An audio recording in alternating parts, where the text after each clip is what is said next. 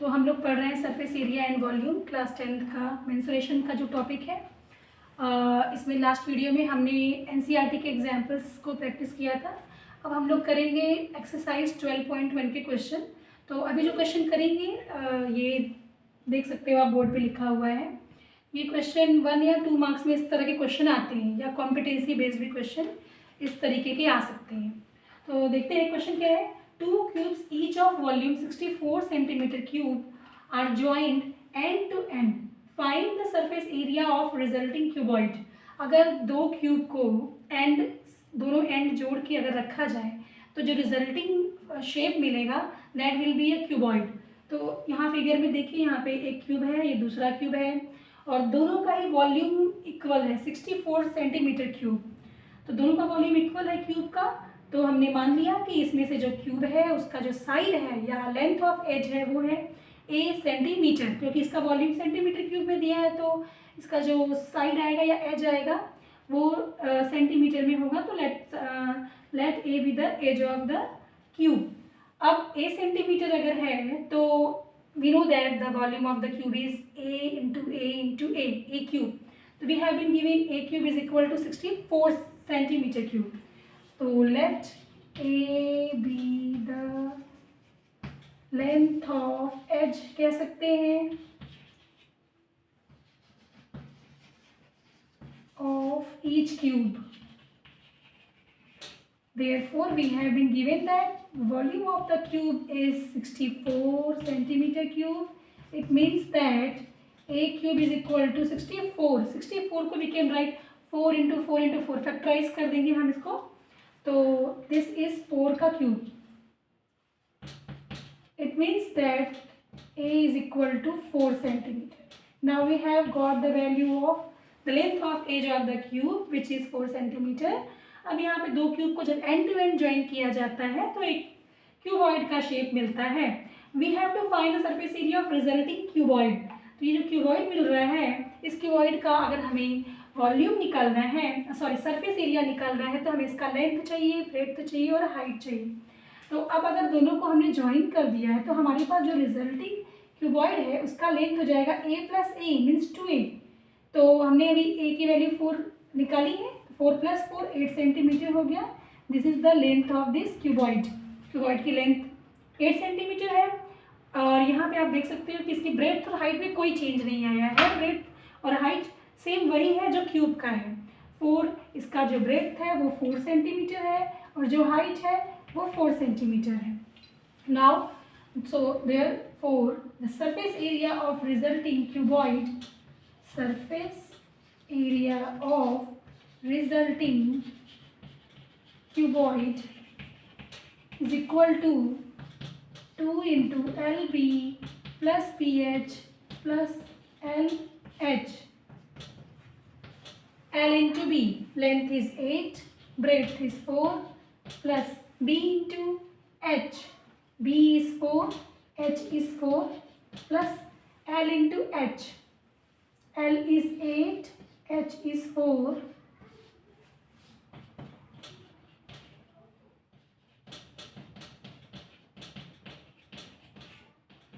(32, 32, 64 और 64 और 16 करेंगे तो ये आएगा 80।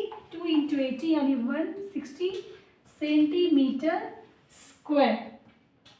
तो ये 160 सेंटीमीटर स्क्वायर है। This is the surface area of resulting cuboid.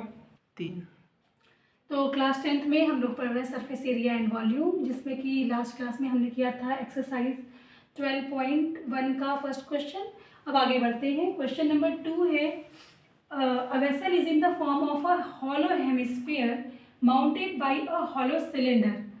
तो जो हमारे पास एक वेसल है जिसमें कि एक हेमिस्फीयर है और उसके ऊपर एक सिलेंडर है, और दोनों का जो कह सकते हैं जो सर्कुलर बेस है, सर्कुलर प्लेन दोनों का वो एंड जो है वो कॉमन है। मीन्स की radius of the base of the cylinder is equal to radius of hemisphere. तो यहाँ पे हमें क्या क्या गिवन है, diameter of the hemisphere is 14 centimetre. तो हेमिस्फीयर का अगर डायमीटर 14 सेंटीमीटर है तो हेमिस्फीयर का रेडियस होगा 7 सेंटीमीटर, और वही 7 सेंटीमीटर होगा radius of the base of the cylinder.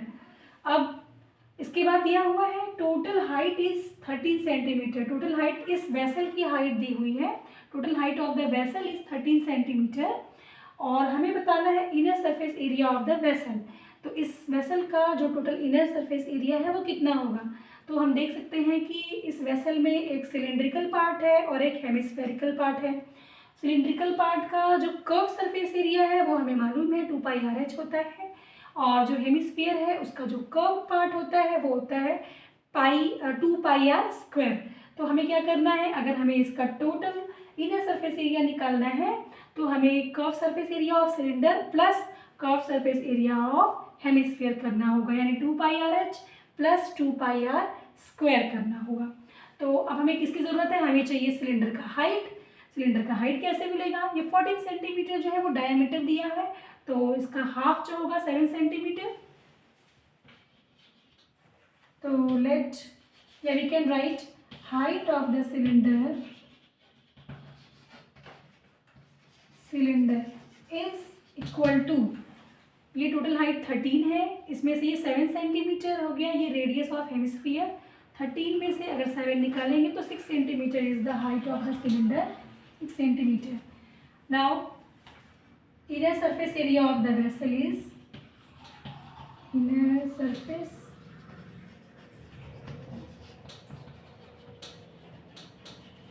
is equal to curved surface area of hemisphere plus curved surface area of cylinder। दोनों का रेडियस कॉमन है।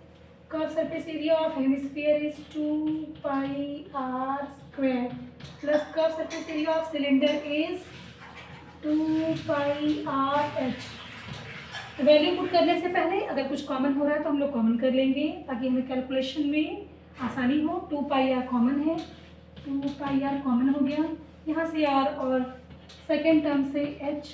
Now put the value of pi की value दी हुई है 22/7, we can take 22/7 and radius is 7 centimeter, 7 plus h height of the cylinder। तो यहाँ पे आपने देखा है कि हाइट हमने निकाला है 13 माइनस 7 करके, तो 6 सेंटीमीटर यहाँ पुट कर देंगे, ये 7 कैंसिल हो गया, 44 इंटू 13 और जब हम इसको सॉल्व करेंगे तो ये आएगा 572 सेंटीमीटर स्क्वायर।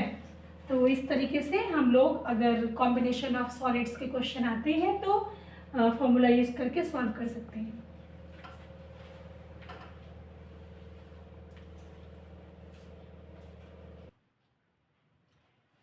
तो सरफेस एरिया एंड वॉल्यूम में एक्सरसाइज 12.1 का क्वेश्चन नंबर 6 देखते हैं।